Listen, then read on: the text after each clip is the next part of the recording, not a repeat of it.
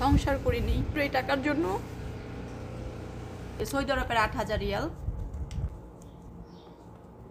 সম্পর্ক টিকায় রাখার জন্য।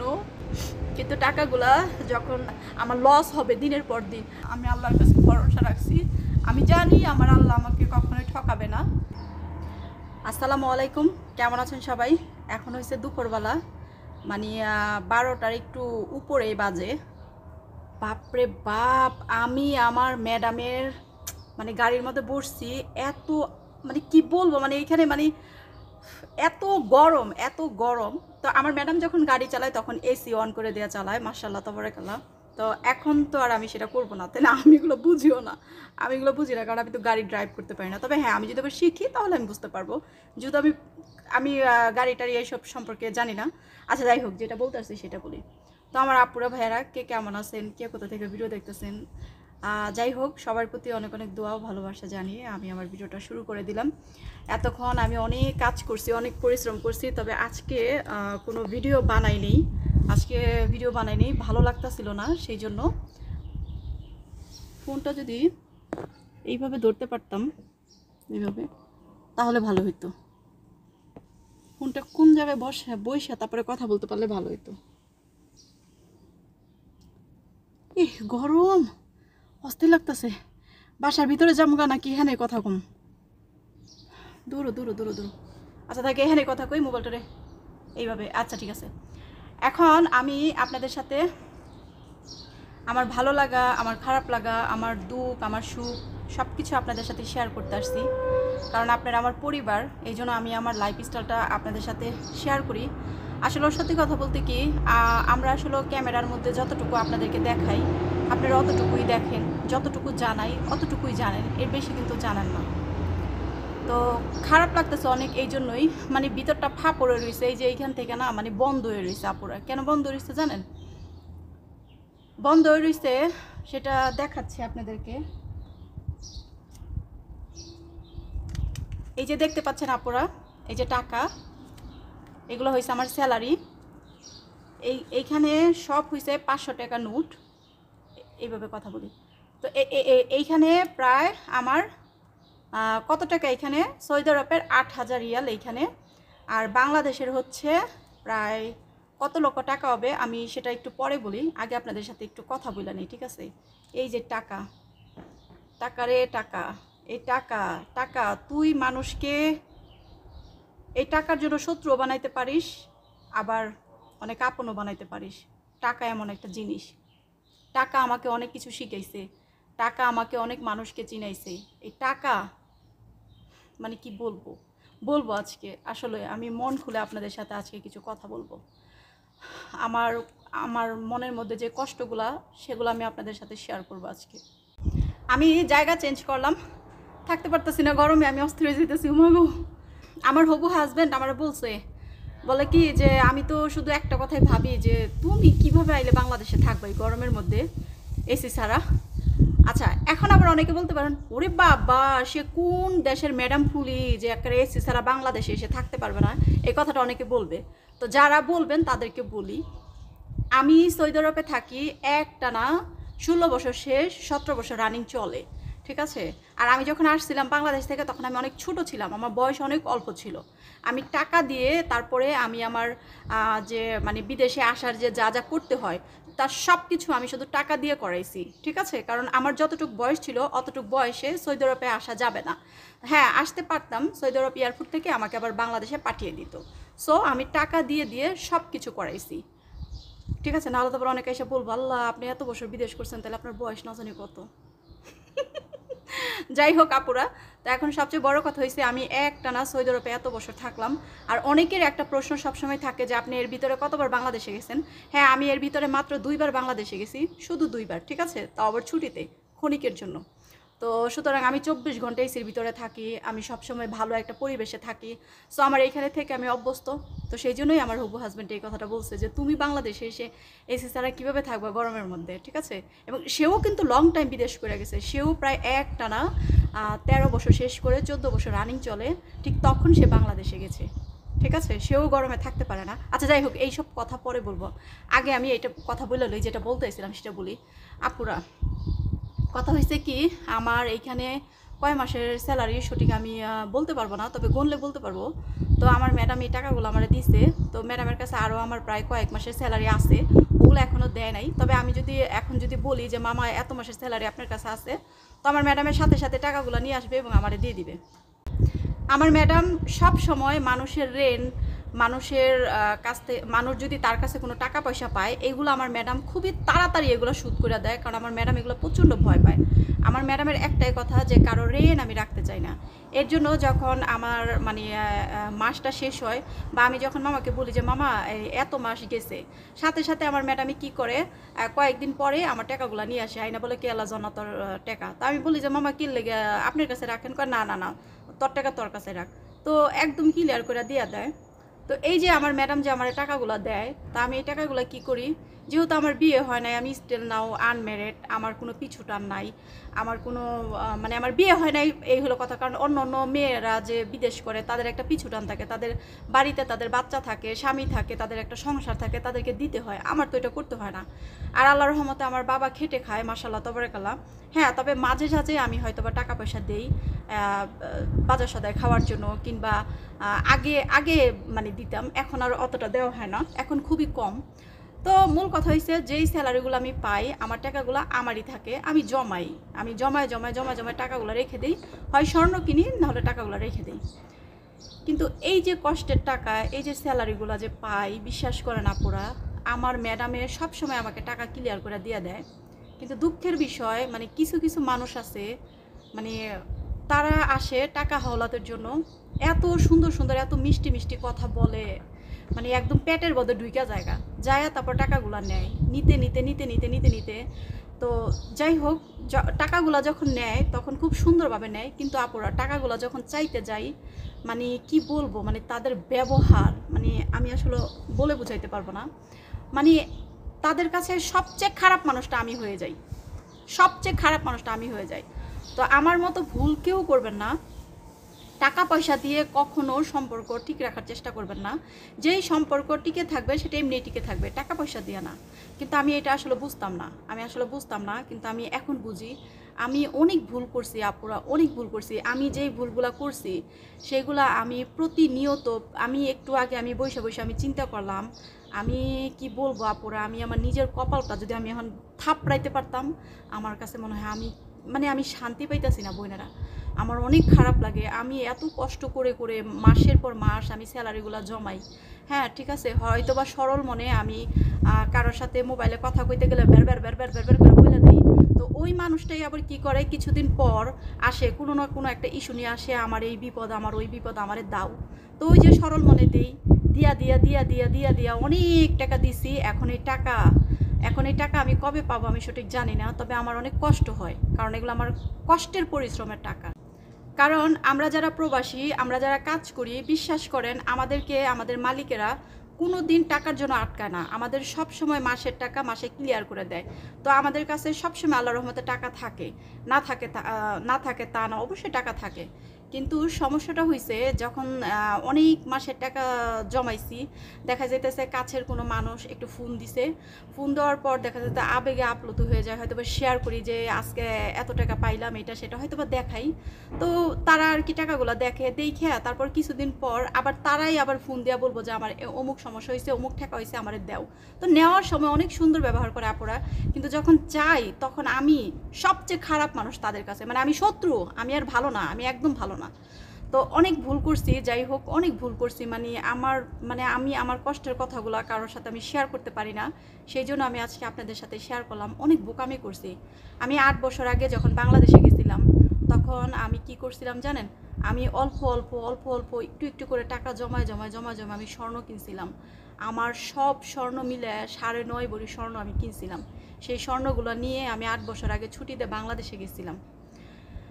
কিন্তু আমি এমনই একটা গাধার গাধা, আমি এত গাধা, আমি আমার বাবার সাথে কখনো পরামর্শ করিনি, আমি আমার মার সাথে কখনো পরামর্শ করিনি।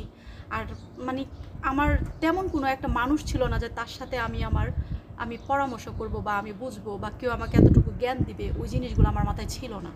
আমি বোকার মতো কি করছি জানেন, আমি স্বর্ণগুলারে মানে হরেক মালের কাছ থেকে জিনিসপত্র মানুষে যেরকম করে কিনে না, ওরকম করে খালি ছড়ায় ছড়ায় ছড়ায় ছড়ায় আমি ছিটাইছি, ঠিক আছে। ইভেন আমি যার কাছে আমি স্বর্ণগুলা দিছিলাম মানে আমি বিক্রি করছি, আমি ভাবছিলাম যে হয়তো বা আমি যদি বাড়িতে রেখে আসি, যদি ঘর থেকে কিছু হয়ে যায় কিংবা আমার মানে বিভিন্ন ধরনের ভয় পাইছিলাম, যার কারণে আমি স্বর্ণগুলা যার কাছে আমি বিক্রি করছিলাম আমি টাকাগুলো আজও পর্যন্ত আমার হাতে পাইনি। তো এর জন্যই ভাবি, আর তখন 5 ভরি স্বর্ণ আমি মাত্র 2 লক্ষ টাকার বিনিময়ে তার কাছে বিক্রি করছিলাম। এটা আমি অনেক বড় বোকামি করছিলাম। যদি টাকাগুলো আমি তখন হাতে পাইতাম বা এখনও হাতে পাইতাম, তাও আমি মনের সান্ত্বনা দিতে পারতাম, কিন্তু আমি আমার ওই টাকাগুলা এখন পর্যন্ত আমি আমার হাতে পাইনি।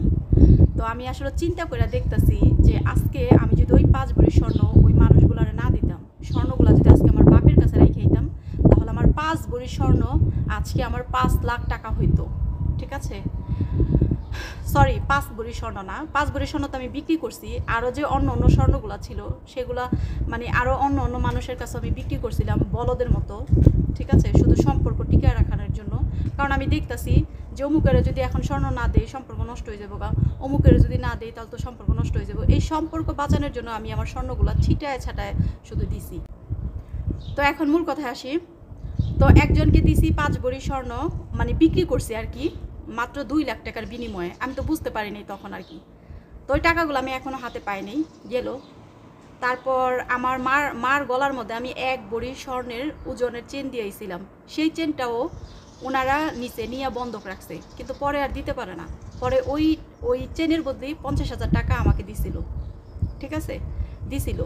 কিন্তু ওই চেনটা যদি আজকে ওনারা যদি বন্ধক না রাখতো, আমার মার গলার মধ্যে যদি এখন থাকতো, তাহলে আমার এই চেনটা এখন মিনিমাম 1 লাখ টাকা, মানে 50,000 টাকা না, 1 লাখ টাকা হইতো, কারণ এখন স্বর্ণের দাম বেশি।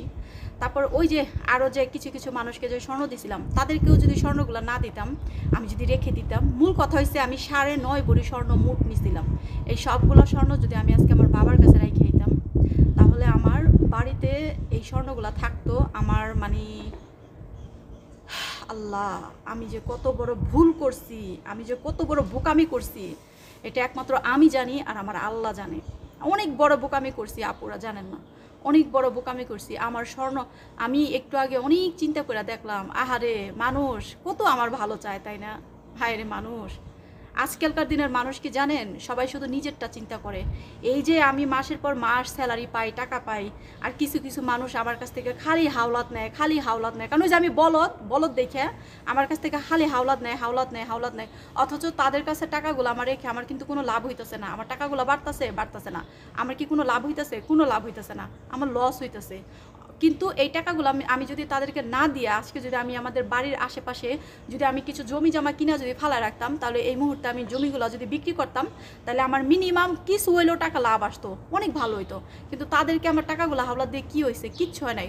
উল্টারও কী হইলো, তাদের কাছে আমি খারাপ হয়েছি, আমি কালার হয়েছি। আমার কাছ থেকে যখন টাকা নিছে তখন সবাই আমার সাথে খুব সুন্দর সুন্দর ব্যবহার করছে, কিন্তু যখন আমি টাকা চাইতে গেছি, বাবারে বাবা, আমি সবচেয়ে খারাপ মানুষ, ঠিক আছে। তো যাই হোক, একটা সময় আমি স্বর্ণগুলোও দিছিলাম, মানে যাদেরকে দিছিলাম, হ্যাঁ, সবাইকে এই স্বর্ণগুলো দিছিলাম শুধুমাত্র আমি সম্পর্কটা টিকায় রাখার জন্য, যে না, যদি সম্পর্ক নষ্ট হয়ে যায়। তা আসলে কি এগুলো সব বোকামি, এগুলো করা ভালো না। সো আমার মতো ভুল কেউ করবেন না। আমি সত্যি কথা, আমি শিক্ষা পাইছি, আমি মানুষও চিনছি, আমি শিক্ষাও পাইছি।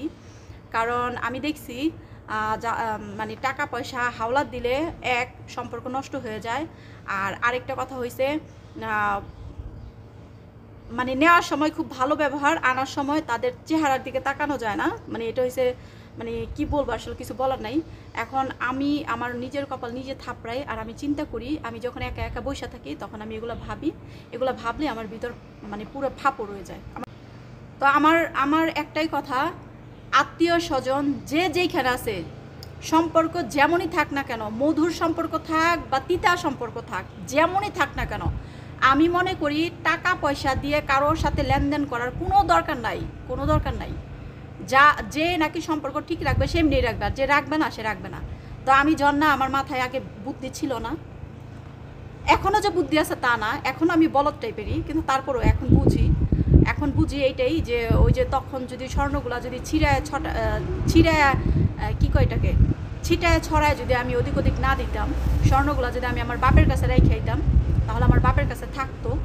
কারণ কে লেগে 8 বছর আগে আমি ছোট ছোট 2 জোড়া গয়না একদম পাতার মতো, এই মানে আমি খুব মানে আমি যেহেতু অনেক আগে থেকে বিদেশ করি, তো আমার একটা স্বভাব কি, যখন আমি দেখি স্বর্ণের দাম একদম পানির মতো তখন আমি স্বর্ণ কিনি, 22 ক্যারেটের স্বর্ণ।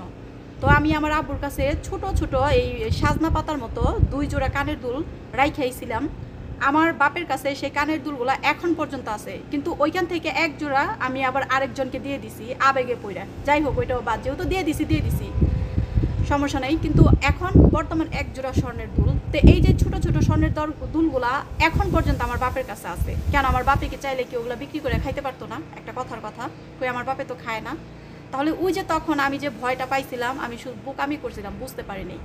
হ্যাঁ, কিন্তু ওই স্বর্ণগুলা যদি আমি 9.5 ভরি স্বর্ণ এদিক ওদিক ছিটায়া ছড়ায়া যদি না দিয়ে আমার বাপের কাছে রাই খাইতাম, তাহলে আজকে আমার যে কত ভালো হইতো সেটা আমি আসলে বুঝাতে পারবো না আপুরা। আমি অনেক বড় ভুল করছি। আমি আজকে সৌদি আরবে প্রায় আজকে 16-17 বছর ধরে আছি। এর ভিতরে নিজের পরিবারের জন্য যতটুকু করার করছি, আর বাকি যা আছে সেটা শুধুমাত্র আমি নিজের জন্য করছি। কিন্তু কী লাভ? টাকা পয়সা মানুষের কাছে পড়ে রয়েছে, তারা টাকা পয়সা দিয়ে টাকা ইনকাম করতেছে, কিন্তু আমার তো কোনো লাভ হইতেছে না। আমার কিছুই হইতেছে না। তো এখন কি করব? কিছু করার নাই। আসলে একমাত্র আল্লাহ ছাড়া আর কোনো ভরসা নাই, এটাই আর কি। এখন আমি আমার পরিশ্রমের টাকা, এই টাকাগুলো যখন আমার হাতে আসবে তখনই আমার মনে শান্তি আসবে। কারণ এগুলো আমার অনেক কষ্টের টাকা, আমার পরিশ্রমের টাকা, আমার এই যে ঘাম আছে না, আমার এই ঘাম। আর আমি এই টাকার জন্য আমি আজকে প্রবাসী। এই টাকার জন্য আজকে আমি সব কিছু থেকে বঞ্চিত। নইলে আজকে আমারও সবার মতো একটা ভরপুর জীবন থাকতো। কিন্তু আমার তাতে কোনো দুঃখ নাই আপুরা, আমার কোনো কষ্ট নাই। আমি মনে করি আমি তো এই জীবনটা তো আমি বাইসা নিছি, তাই না? এই জীবনটা তো আমি বাইসা নিছি, আমাকে তো কেউ জোর করে নাই। আমি বাইসা নিছি যে আমি নিজের পায়ে দাঁড়াবো। তো আমার দুঃখ হয়েছে একটাই, যে এই টাকার জন্য আমি বিয়ে করিনি, সংসার করিনি, নিজের কোনো সংসার গোছাইনি শুধুমাত্র এই টাকার জন্য।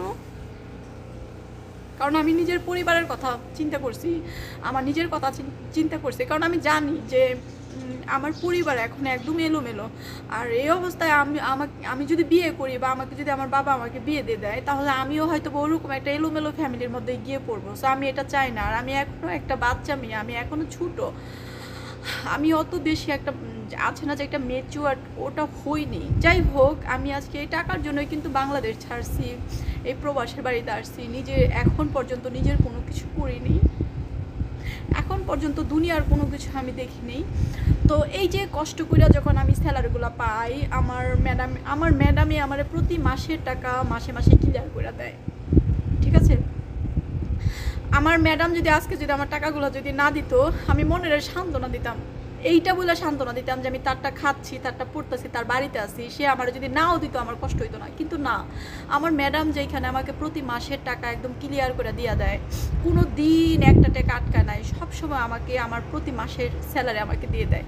আর সেই টাকাগুলো আমি জমায় রাখি। আর ওইগুলা কিছু কিছু মানুষ আইসা মানে আমার সাথে এত মিষ্টি সম্পর্ক, এত কথা বইলা সেই টাকাগুলো নিয়ে এখন আমার সাথে মানে দুনিয়াতে যত বাজে ব্যবহার, যত খারাপ ব্যবহার, সেগুলো আমার উপরে এখন অ্যাপ্লাই করে। যাই থাক, দুঃখ একটাই যে যেই টাকার জন্য আমি বিয়ে করিনি, এখন পর্যন্ত সংসার করিনি, আর সেই টাকা ইনকাম করে আমি জমাই। আর সেই টাকা কিছু মানুষ আমার কাছ থেকে নিয়ে টাকা ইনকাম করে, অথচ তাদের লাভ হইতেছে, কিন্তু আমার কোনো কিছু হইতেছে না। তো এগুলো অনেক খারাপ লাগে, অনেক কষ্ট লাগে। কারণ আমি যদি ওই স্বর্ণগুলা তাদেরকে না দিয়ে আমার বাপের কাছে দিয়ে দিতাম, তাহলে আমার এখন 9.5 ভরি স্বর্ণ আমার এখন প্রায় 10 লাখ টাকা, ঠিক আছে? আবার আমি টাকাগুলো যে বছরের পর বছর যাদের কাছে ভালো রাখছি, তাদের কাছে যদি না দিয়ে আমি যদি আজকে আমার সাভারের মধ্যে কোনো আশেপাশে কোনো একটা ক্ষেত খামার এগুলো যদি আমি কিনা যদি ভালো রাখতাম, তাহলে আমার আজকে লাখ টাকা, আমার অনেক টাকা হইতো।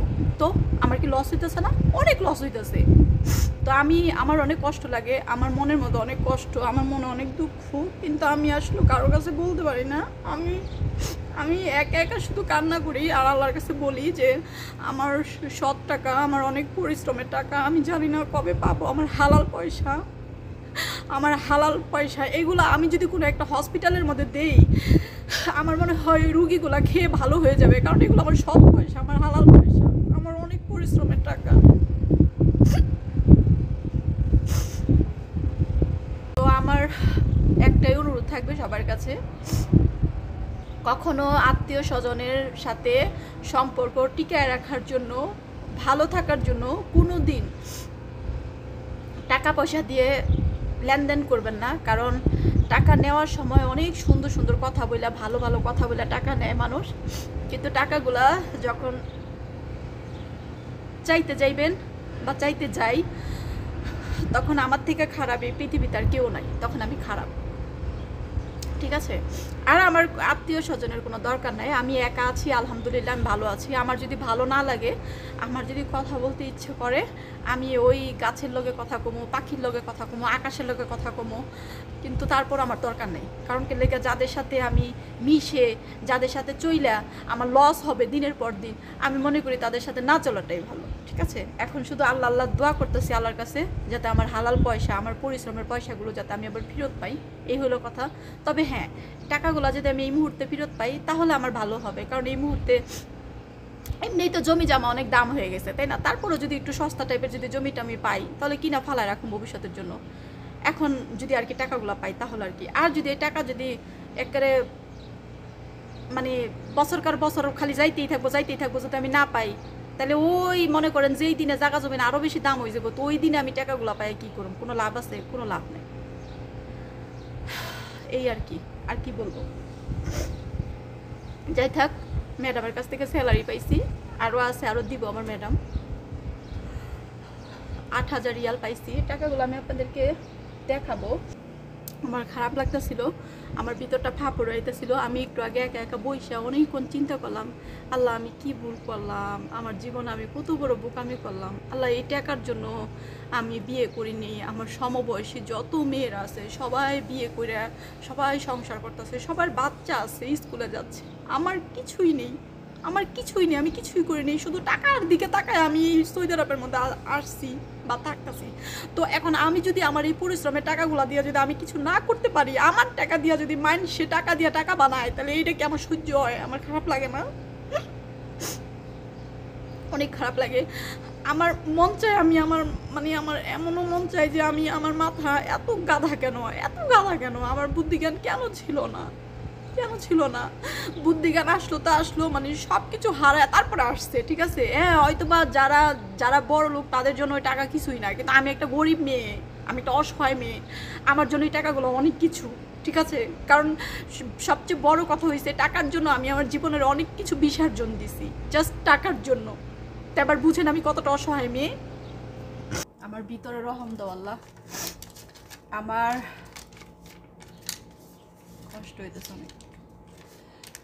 আমাকে কি দেখা যাইতেছে আপুরা? হ্যাঁ, দেখা যাইতেছে। খারাপ লাগতেছে, ভিতরটা ফাঁপড় রয়েছে। মোবাইলটা ঠিক করে নেই। হ্যাঁ, এখন দেখা যাইতেছে। প্রচণ্ড গরম। তো এইখানে হয়েছে 8,000 রিয়াল, সৌদি আরবের 8,000 রিয়াল, আর বাংলাদেশের 2,48,000 টাকা। এই যে দেখেন বোনেরা,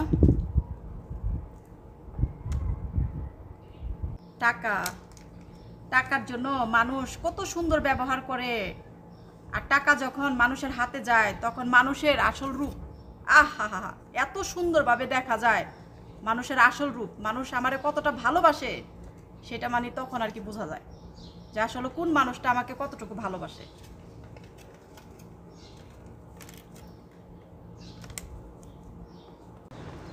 তো যাই হোক আপুরা, আপনাদের সাথে আমার মনের কথাগুলো বললাম, আমার মনটা হালকা করলাম। আমি সকাল থেকে আমার মাথার মধ্যে শুধু এই, সকাল থেকে না, প্রত্যেকটা মুহূর্তের মধ্যে আমার এগুলো আমার মনের মধ্যে দোলা দেয়, আমি এগুলো ভাবি। তবে আজকে একটু বেশি খারাপ লাগতেছে, কারণ আমি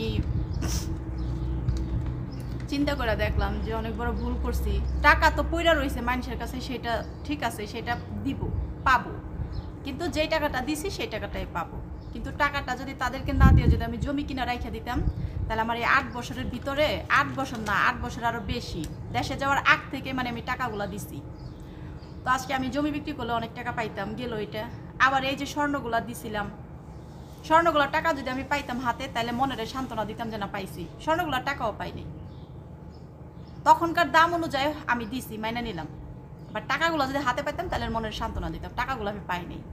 তো এর জন্য ভাবি যে আজকে যদি আমার এই 9.5 ভরি স্বর্ণ যদি আজকে আমার বাপের কাছে রাইখে আইতাম, তাহলে আজকে আমার ওই স্বর্ণগুলোও থাকতো, আবার এখন আমার কাছে যেগুলো আছে সেগুলোও থাকতো। আজকে আমার কত টাকা থাকতো, নিজে ইনকাম করি নিজের টাকা, অথচ নিজের টাকা নিজের কাছে নাই, আমার টাকা মানছে নিয়ে তারা টাকা দিয়ে টাকা ইনকাম করে, তারা কোটি কোটি টাকার মালিক হয়। আমার কি লাভ? আমার কি কোনো লাভ আছে? আমার তো কোনো লাভই নাই।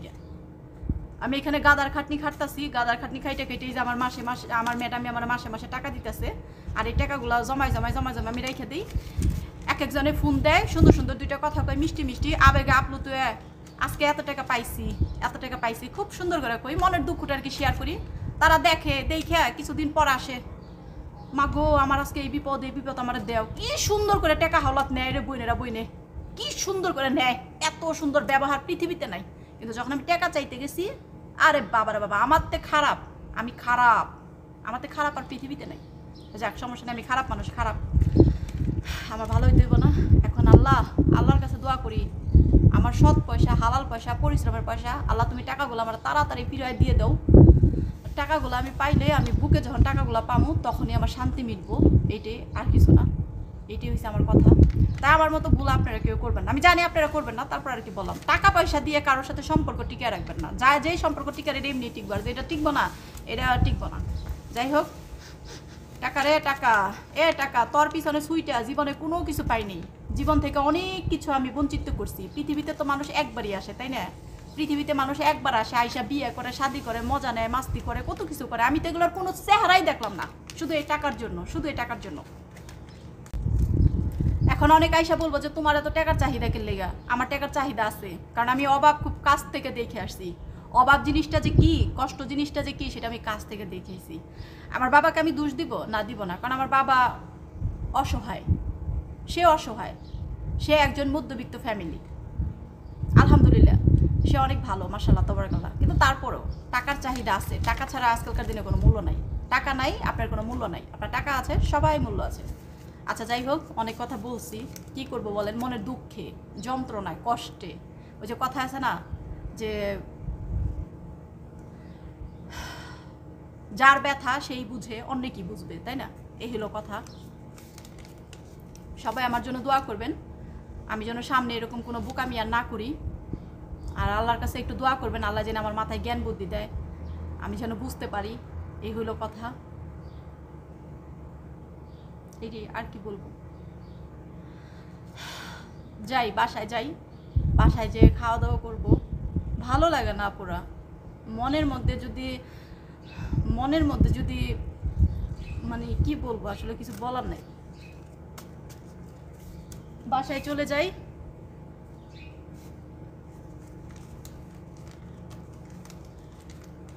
থাম্বনেল নেওয়ার জন্য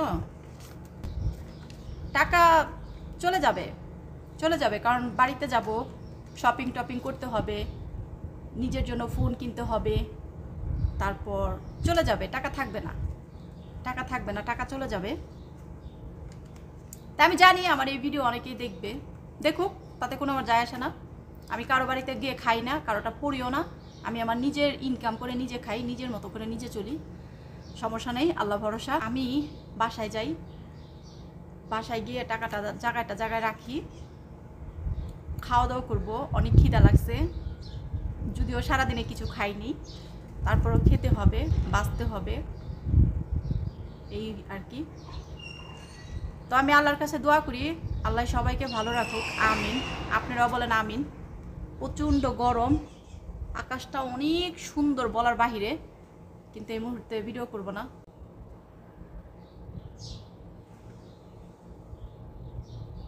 দেখেন ঘাম, প্রচণ্ড গরম আপুরা। তো অনেক কথা আপনাদের সাথে শেয়ার করলাম। আসলে আমার মনটা অনেক ভার হয়ে আছিল, আমার চিল্লায় বলতে ইচ্ছা করতেছিল কথাগুলা, যতটুকু পারছি আমি বলছি। জানি না আপনারা আমার কথায় কে কি মনে করতেছেন, তবে আমার জায়গায় আপনারা একটাবার বসবেন, একটাবার অনুভব করবেন যে এই ছোট্ট অসহায় এই প্রবাসী মেয়েটা কি বলল। তো আপনারা সবাই আমি অনুরোধ করব, আপনারা শুধু একটাবার আমার জায়গায় এসে বসেন, তাহলেই আপনারা বুঝতে পারবেন যে আমার ভিতরে কি চলতেছে। আপনারা শুধু একটাবার ভাববেন যে এই মেয়েটা এই টাকার জন্য বিয়ে করে নাই, সংসার করে নাই, এখন পর্যন্ত কোনো কিছুর চেহারা দেখে নাই। এই পৃথিবীতে আইসা আমার কী লাভ হইলো? আমি তো কিছুই পেলাম না। জানি না আমি ভবিষ্যতে পাবো কি না, তবে আল্লাহ ভরসা, আমি আল্লাহর কাছে ভরসা রাখছি। আমি জানি আমার আল্লাহ আমাকে কখনোই ঠকাবে না, আমার আল্লাহ আমাকে অবশ্যই ভালো কিছু দেবে, কারণ আমার মনের মধ্যে তো খারাপ কিছু নাই, ভালো কিছু। সুতরাং আমার মনের মধ্যে কী আছে আমার আল্লাহ জানে, আল্লাহ ভরসা। তো যাই হোক আপুরা, আমার ভিডিওটা কে কোথা থেকে দেখলেন অবশ্যই বলবেন, আর সবাই আমার জন্য দোয়া করবেন। আমিও আপনাদের সবার জন্য দোয়া করি, আর আমি যেন আমার টাকাগুলো খুব তাড়াতাড়ি হাতে পেয়ে যাই। আমি আসলে এতদিন বুঝতে পারিনি, এতদিন একটা রামগাধা ছিলাম, এখন বুঝতে পারলাম আসলে টাকা পয়সা কি, বা টাকা পয়সা যার কাছে যায় তার কথা বলে, নিজের টাকা অন্য মানুষের নেয়, তার কাছে যখন টাকা চাইতে যাই মনে হইতেছে ভিক্ষা চাইতেছি, এবং শত্রু হয়ে যাই, খারাপ হয়ে যাই। তো সব কিছু মিলে মানে একটা মানে খুব কঠিন সময়ের মধ্যে আসছি, খারাপ লাগতেছে। এই টাকা যখন আমি আমার হাতে পাবো তখনই আমি শান্তি পাবো, এর আগ পর্যন্ত না। ঠিক আছে, বললামই তো টাকার জন্য আমার জীবনের অনেক কিছু আমি বিসর্জন দিছি।